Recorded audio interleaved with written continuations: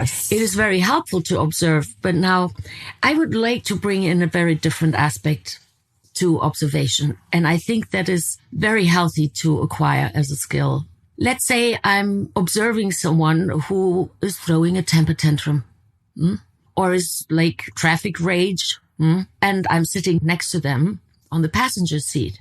So now when I get engaged in it emotionally, meaning when my energy is in motion, by either I feel embarrassed that my partner or my driver is throwing a fit on the road, or I feel poorly about those people that are yelled at, or honked at, or some visuals shown at.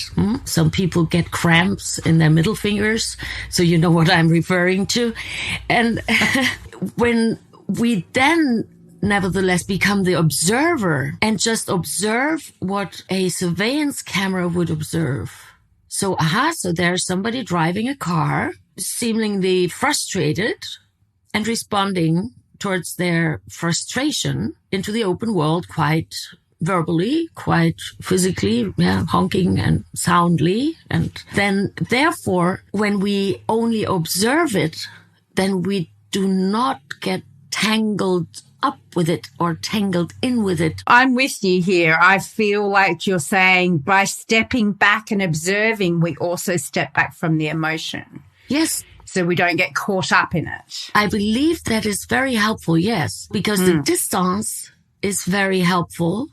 Because when I believe it is all about me, then my energy is in motion and then I can be emotional. I'm not saying to become a rock and so no emotions at all, but let's invest wisely. So when I'm observing, let's say, two people arguing and I'm not the subject. Yes. So I am not the subject matter in this case, then I can just assume as if I was watching a movie on a screen or in the movie theater, and I can put up my legs and pop the popcorn and observe the show, hopefully enjoyably so, and sometimes not so much. But now, here's a very good point to this.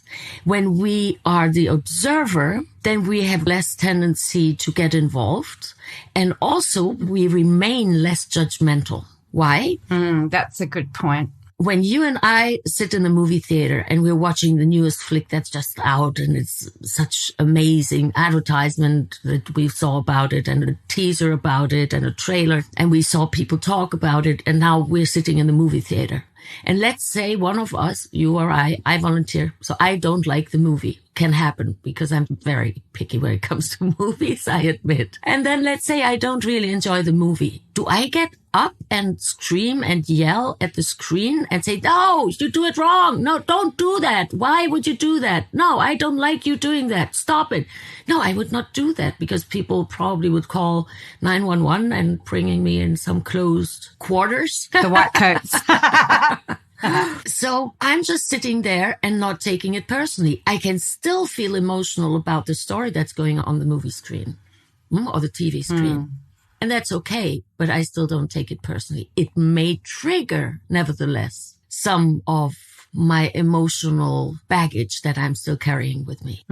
Let's say you and I see a young mother on the TV screen, single, abandoned, tortured, hurt, reactive, disappointed, victim. We may reflect on times of our lives, each one of us individually and subjectively, and then become emotional about that. So it may trigger something, but we are observing it. And when I'm aware that I'm observing it, whatever it is, then I have a distance, you see? Yeah. And it's smart to be an observer. It's very smart to be an observer. Not necessarily then to jump in and figure it out myself. Like you mentioned, okay, so someone introduces some new skill to you and then, let me try it. Different aspects of observation. Yes, of course, I'm observing it, then I want to learning by doing. Yes, super important.